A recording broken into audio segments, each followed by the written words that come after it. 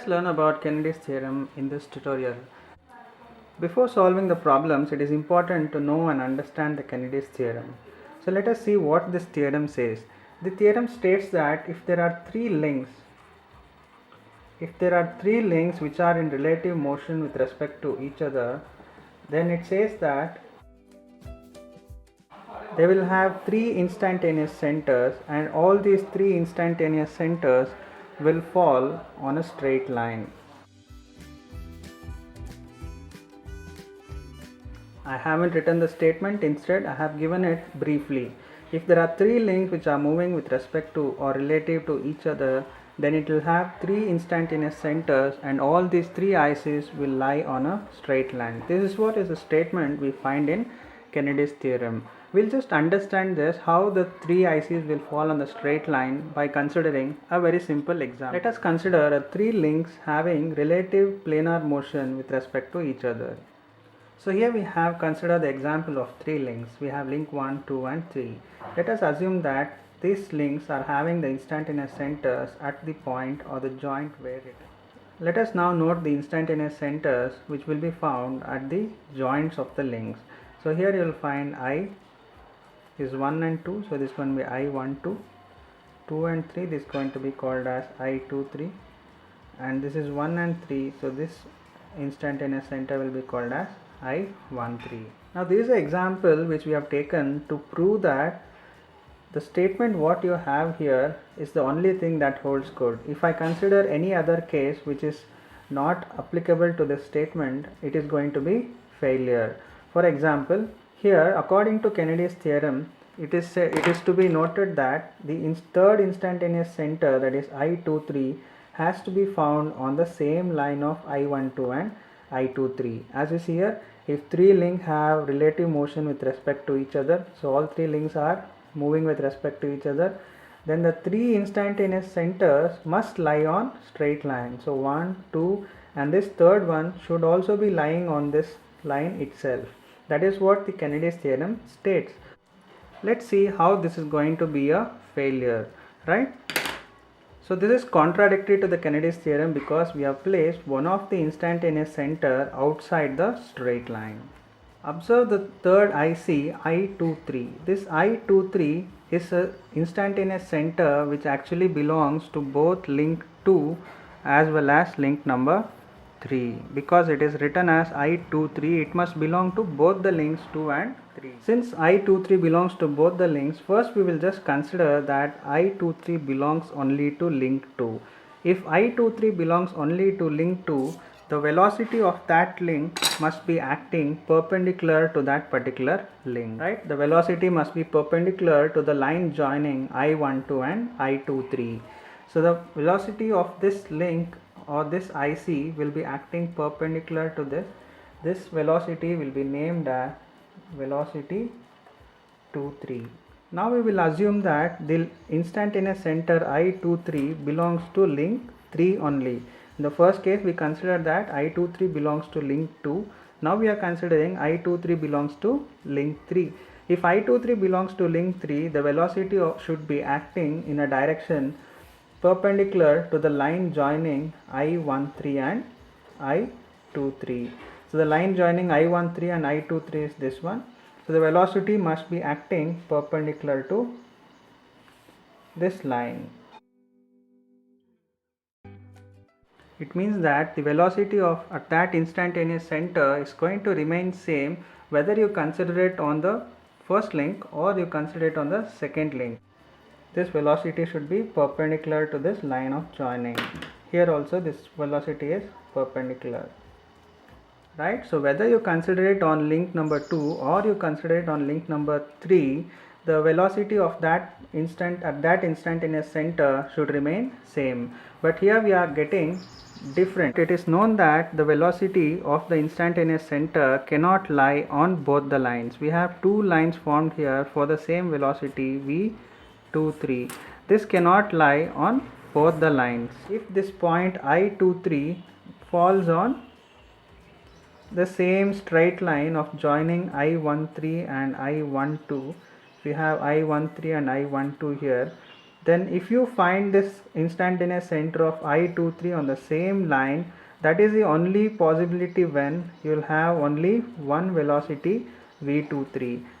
But the concept is that the IC I23 has to fall in the straight line of I12 and I13 only. Then only we'll have only one velocity emerging from that particular instantaneous center. Now it is not that I23 will fall on this line only. It actually depends on the magnitude and direction of the remaining velocities of link 2 and 3. This is what is said in the Kennedy's theorem. If we have three links moving relative to each other, then the three ICs must lie on the straight line. If it does not lie on the straight line, this is what will happen. Two velocities will emerge, a duplicate will happen.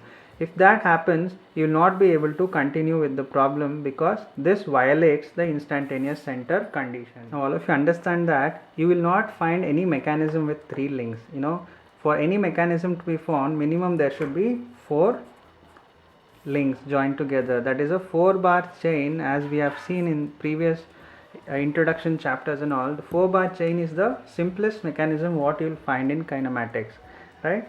Why we have considered a 3-link mechanism? Because this does not exist. This is considered to prove that the three ICs should fall on the straight line. That is what the Kennedy's theorem states. And I'll just illustrate this 3 instantaneous on the straight line more when we deal with the problem, right? When we see the problem, you will see that when 3 links are in relative motion to each other, you will see that the 3 ICs will fall on the straight line only. So I have told you 2 things that we are going to discuss more detail in the problems. That is about Kennedy's theorem, that is 3 ICs will fall on the straight line, and I have told you one more thing in the previous video, that is about the permanent IC, fixed IC, neither permanent nor fixed IC. So we'll deal about all this when we get into the problem. We'll do the first problem now. Now we are not considering any dimensions here. We'll simply consider the simplest mechanism in kinematics, that is a 4-bar chain mechanism. I'm not giving any dimensions for this 4-bar, but I'm going to maintain the Grashof law so that the 4-bar chain is a functioning 4-bar chain. So here I have the 4-bar chain. I'm going to name it as A, B, C and D at the 4 joints, and we'll take this one as link number 1.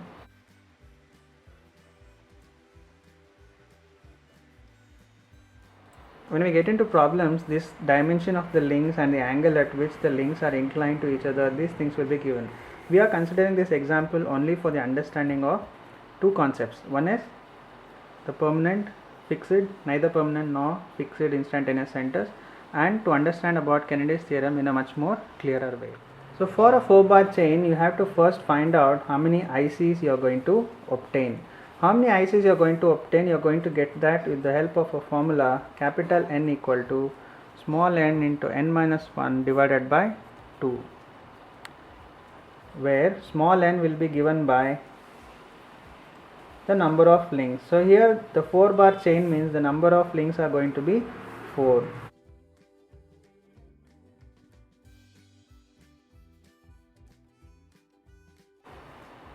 So you are going to find 6 number of instantaneous centers for a 4-bar mechanism. I hope all of you remember the definition of instantaneous center. It is simply the point of center of rotation of a particular link with respect to another link, right? So if I just take link number 2, okay, this link number 2 is practically going to rotate or oscillate depending on the length of the links. That is the inversion of Grashof chain, which you would have learned in the previous sections, right? So if this link is rotating or oscillating, this link number 2 has to oscillate with respect to a center. That center is nothing but B. Now this link 2 is actually rotating or oscillating with respect to link number 1. So what we find here at this particular point B is I12. That is, link 2 is rotating with respect to link number 1. So this point will be considered as I12. In the same manner, when you come over this side, link number 4 will be either oscillating or rotating with respect to link number 1 at this particular point. So this is the center of rotation for this particular link AD. So this point will be considered as I14. 4, which means that it is the center of rotation of link number 4 with respect to link number 1. In the same manner, if you look at the joint D, this link 3 will either oscillate or rotate or move with respect to point D, that is with respect to link 4. Link 3 can oscillate or move with respect to link 4 at the point D. So this will be the instantaneous center I34 because it is related to link 3 and 4. In the same manner, when you look at the joint C, link 3 will either oscillate or rotate with respect to link number 2 at the point C. So here you are going to find another instantaneous center I2 and 3, which means that there is a center for movement of link 3 with respect to link number 2. Now in this 4-bar linkage, if you just consider 3 links which are moving related to each other, say if I just choose the link number 1, 4 and 3, all these 3 links are moving with respect to each other. Link 3 will rotate or oscillate with respect to 4. Link 4 will rotate or oscillate with respect to link number 1, which means that these 3 links are in relative motion with respect to each other. For example, if I consider these 3 links separately, forget about the link number 2 now, I am considering only 3 links. Now at point A, we have one instantaneous center which is I14. At point D, we have the instantaneous center I34. We are not considering the 4th link or the other instantaneous centers. We are more concerned about link number 1, 4 and 3 at the moment. Now from Kennedy's theorem, if you just recall the statement, if you have 3 links in motion related to each other, it says that the 3 instantaneous centers will be found on a straight line, right? If you have 3 links, right, the 3 links in motion we have here is link 1, 4 and 3, and they are in motion related to each other. Then we are going to have 3 instantaneous centers and all 3 will be found on the straight line. These 3 ICs are related to these 3 links only.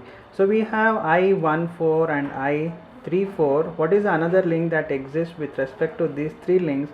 It's going to be found as I13. Now this I13, that is the third IC, has to be found on the same line.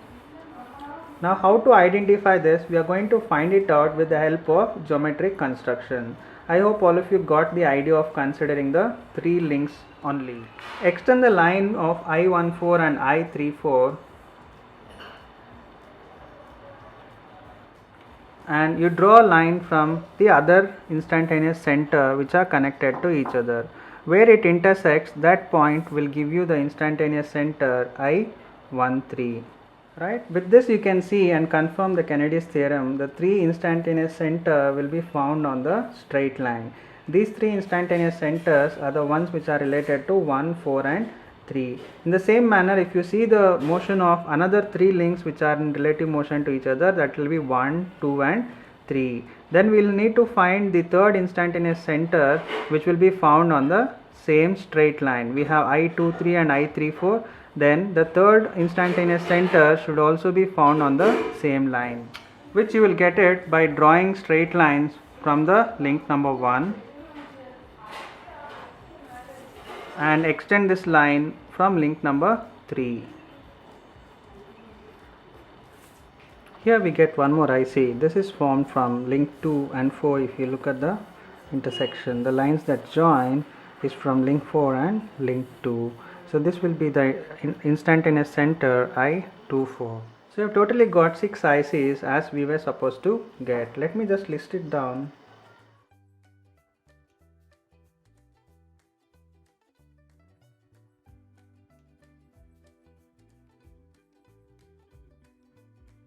If you look at the first 2 instantaneous centers 1, 2 and 1, 4, these 2 are the ones which are called as fixed instantaneous centers.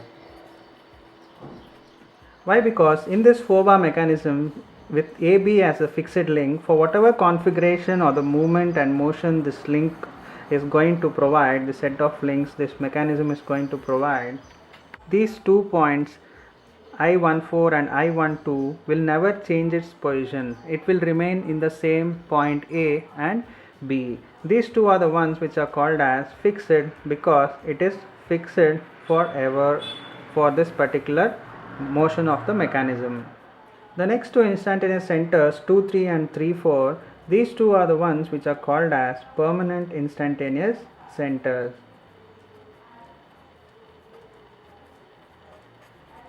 Why these are called permanent? Because the point is located at the junction of link 2 and 3, that is called I23. The point of junction between the link 3 and 4 is called as I34. For any different configuration of this mechanism, these 2 points will be formed at the junction of 3 and 4 only.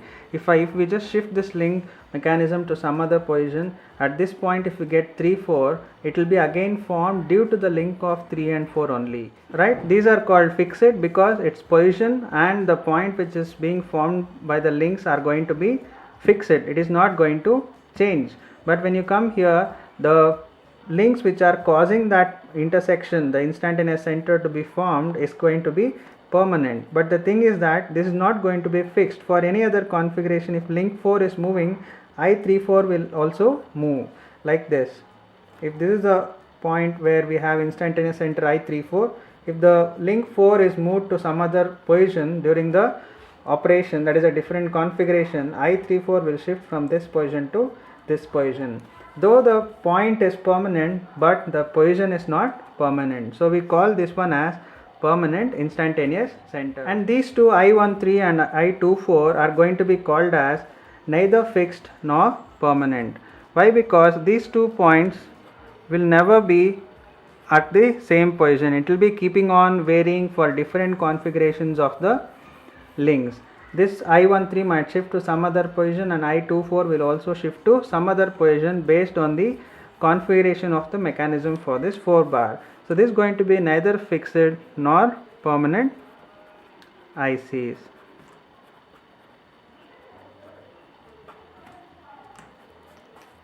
Right? So fixed instantaneous centers are the one which are going to be fixed in its position, and also the point is formed by the link 1 and 4, that also will remain fixed. It is not going to change for any configuration of the mechanism. That is called as fixed IC.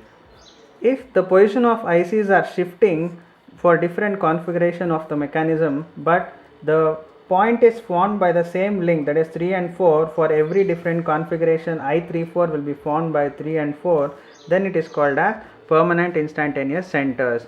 It is not going to be fixed in position, but it is going to be formed by the same link for any configuration of the mechanism. If the instantaneous centers keeps on varying for every configuration of the mechanism, that is I24, I13 in this case, then these two will be called as neither fixed nor permanent instantaneous centers.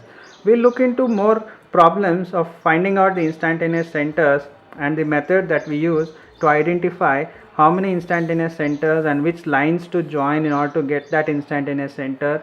We'll learn all about that in the upcoming problems. For any doubts or clarifications, you can drop a comment or contact me through my mail ID.